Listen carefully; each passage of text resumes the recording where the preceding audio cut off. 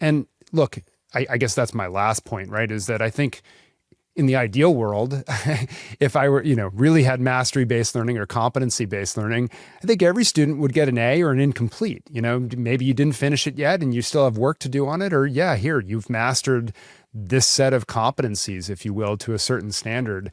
Now, how would this get actionalized in districts? I think it's hard to imagine, if we're being honest, right? Like, they don't have the scope and capacity of, say, a Western Governors University.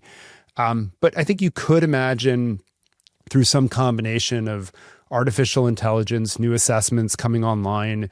You and I do some advisory work for Bellevue University. They're doing some really interesting stuff around this.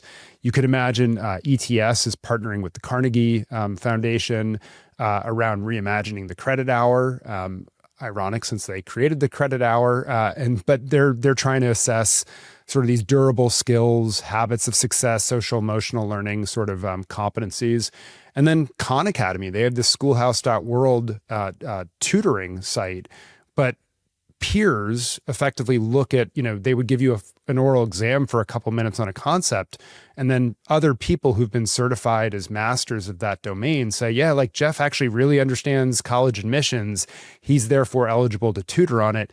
You could scale that infrastructure also as a way to introduce more objective measures at more frequent points in time to allow teachers then to take that and get real feedback into the classroom to better support students. So my bigger take is, it's a problem. This is why tests, I think, will come back. I think it'll be more equitable as they do so.